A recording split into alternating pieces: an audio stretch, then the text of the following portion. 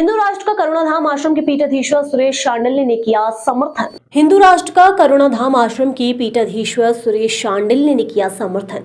अगर हिंदू राष्ट्र बन गया तो अच्छा ही होगा। शरीर के सभी अंगों से हम एक सा व्यवहार नहीं करते हैं। नर्मदा परिक्रमा करने से पहले ही दिया बयान। मां नर्मदा की द्वितीय परिक्रमा करके करुणाधाम आश्रम की पीठाधीश्वर सुरेश शांडिल्य महाराज 6 दिसंबर से शुरू होगी मां नर्मदा की परिक्रमा। 3500 किलोमीटर की रहेगी परिक्रमा पदयात्रा। सामाजिक समरसता के लिए निकाली जा रही मां नर्मदा परिक्रमा साधु संतों की यात्राओं को लेकर बोले सुरेश शांडिल्य महाराज।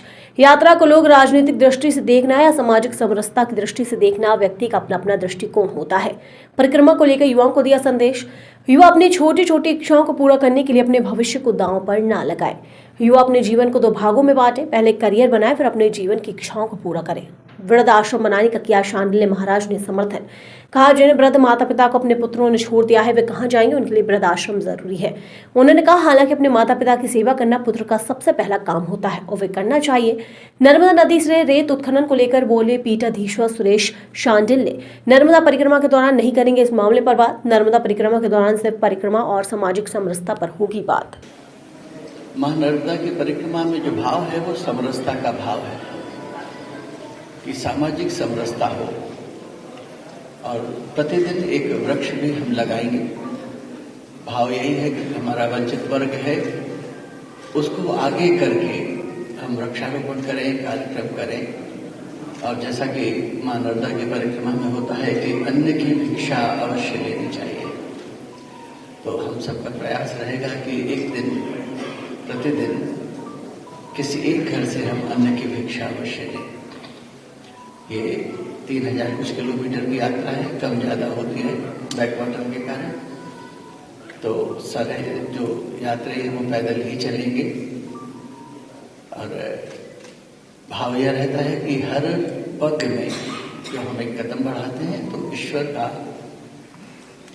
नाम लेते हुए हम ये यात्रा करें। नर्मदा परिक्रमा समरसता का एक ऐसा उदाहरण है जो विश्व में और कहीं आपको नहीं मिलेगा। जब यात्री पहुंचते हैं आश्रम में स्थान पे किसी व्यक्ति के यहाँ, तो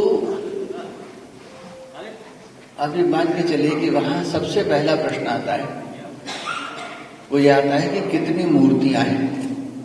और इस मूर्ति शब्द पे जरूर ध्यान दें आप लोग।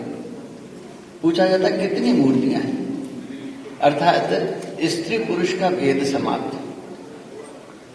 यहां स्त्री पुरुष का भेद समाप्त करके एक समानता का संदेश दिया। और दूसरा संदेश ये दिया है कि आप तपोभूमि नर्मदा की परिक्रमा कर रहे हैं तो आपको शुद्ध और आपका जो आचरण है वो उत्तम हो। जो हमारे षट्रिपु हैं, काम क्रोध लोभ इत्यादि, उनका नाश हो। तो जब ये भावना रहेगी कि साथ में चलने वाला स्त्री या पुरुष नहीं मूर्ति है, तो एक अलग ही भाव पैदा होता है। फिर जहां जाते हैं वहां हम किसी का पूरा नाम नहीं पूछते, न वो हमारा पूरा नाम पूछता है, क्योंकि पूरा नाम पूछने का एक ही अर्थ है, जात पूछना। तो वहां कोई एक दूसरे का पूरा नाम नहीं पूछता। तो ये भेद भी समाप्त होता है। उसके बाद पंक्ति भेद भी समाप्त हो जाता है। जब भोजन होता है तो अमीर गरीब, ब्राह्मण क्षत्रिय वैश्य शूद्र कोई महागिनती नहीं, सब एक साथ बैठकर भोजन ग्रहण करते हैं, प्रसादी ग्रहण करते हैं। तो मेरे ख्याल से सामाजिक समरसता का इससे बड़ा उदाहरण विश्व में और कहीं नहीं मिलेगा। और हम उसी भाव से ये यात्रा कर रहे हैं।